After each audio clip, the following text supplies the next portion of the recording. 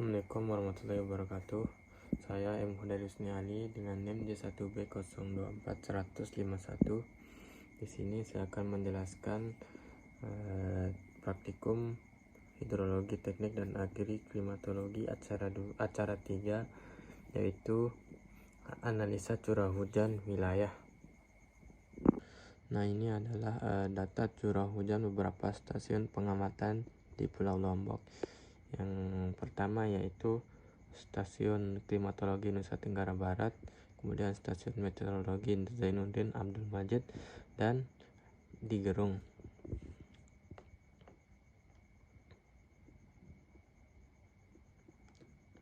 Kemudian ini ada juga tabel yaitu deskripsi dan jarak titik P ke titik yang lain. Kemudian di sini kita akan mengerjakan dengan metode yang pertama, yaitu metode aritmatik aljabar dengan rumus P sama dengan 1/N P1 plus P2 plus Pn, yang dimana P ini merupakan curah hujan daerah, kemudian N ini jumlah titik stasiun, kemudian P1 sama P2 sama Pn ini merupakan curah hujan di tiap titik pengamatan. Langsung saja, yang pertama yaitu pada tanggal 1 bulan 3 2025 dengan rumus P sama dengan 1/N. N ini adalah yang saya bilang tadi, yaitu jumlah titik di tiap stasiun. Nah, itu ada 3, yaitu Stasiun Klimatologi Nusa Tenggara Barat, kemudian Stasiun Meteorologi Zainuddin, dan Gerung. Jadinya 3. Kemudian P1 nya itu yaitu ini 5, kemudian P2 nya itu 21,8, dan P5 nya itu Pn nya itu P3 nya yaitu 5,58. Langsung saja, selanjutnya diisi tadi N itu sama dengan 3, kemudian dijumlahkan yang ini, hasilnya yang ini, kemudian dibagi dan dikali, hasilnya yang ini. Lanjut ke pada tanggal yang kedua, caranya itu sama dengan hasil akhir 1,64 mm. Kemudian pada tanggal 3 bulan 3 yaitu sama rumusnya P sama dengan 1/3, yang dimana kita masukin nilai P1, P2 sama P3, kemudian dibagi dan dikali, hasilnya yaitu 10,34 mm. Kemudian lanjut ke tanggal 4 dengan hasil akhir 8,24 mm. Lanjut tanggal 5 dengan rumus yang sama, hasil akhirnya 1,73 mm. Lanjut ke tanggal 6 bulan 3 2025 dengan hasil akhir 1,61 mm. Lanjut ke tanggal 7 dengan rumus yang sama, dengan pengerjaan yang sama, tinggal memasukkan nilai P1, P2 sampai P3, kemudian dibagi dan dikali, hasilnya yaitu 9,31 mm. Kemudian lanjut pada tanggal 8, hasil akhirnya yaitu 2,35 mm. Tanggal 9 hasil akhirnya 6,45 mm. Kemudian tanggal 10 2,1 mm. Tanggal 11 hasilnya 0, karena di tiap titik wilayah itu 0 nilainya, sehingga hasil akhirnya itu ya 0. Kemudian tanggal 12 yaitu hasil akhirnya 0,6 mm.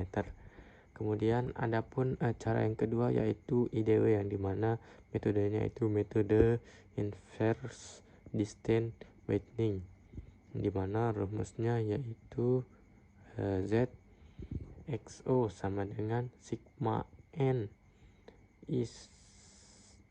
I sama dengan 1 ZI per D pangkat P dibagi sigma N I sama dengan 1 per DI pangkat P, yang dimana Z ini merupakan nilai yang diestimasi pada titik XO, kemudian ZX ini merupakan nilai pada titik observasi ke berapa, misalnya. Kemudian DI ini merupakan jarak antara titik XO dan titik observasi ke I. Kemudian P ini merupakan parameter pembobotan dengan nilai 1 atau 2. Kemudian N merupakan jumlah titik observasi yang digunakan. Langsung saja kita ke perhitungannya. Nah, ini pada tanggal 1 yang dimana kita tinggal masukkan kurang lebih sama, dimana di sini langsung saja ini merupakan nilai tinggal kita masukkan pada wilayah pertama, wilayah kedua sama ketiga. Kemudian ini merupakan jumlah deskripsi jarak titik P ke titik yang lain, yang dimana pada yang pertama yaitu 5,63 km diubah menjadi milimeter sehingga menjadi 5.630. Kemudian yang ini yaitu BMKG dengan jaraknya itu 10.000 10,11, kemudian diubah menjadi milimeter menjadi 10.110, dan ini yaitu gerung, dimana nilai awalnya yaitu 7,26 diubah ke milimeter sehingga hasilnya itu 7.260. Nah, di sini kita tinggal masukin angkanya, terus dijumlahkan dulu atasnya. Setelah dijumlahkan baru dibagi. Setelah itu lanjut di sini dijumlahkan kembali yang di atas sama yang di bawah, kemudian dibagi, hasil akhirnya yaitu 9,58. Untuk tanggal yang kedua kurang lebih sama caranya dengan hasil akhir 1,71. Kemudian pada tanggal yang 3 yaitu hasil akhirnya 13,07. Kemudian pada tanggal 4 yaitu kita tinggal masukin nilai pada setiap wilayah sama nilai yang sudah dikonversi dari kilometer ke milimeter dengan hasil akhir 10,25.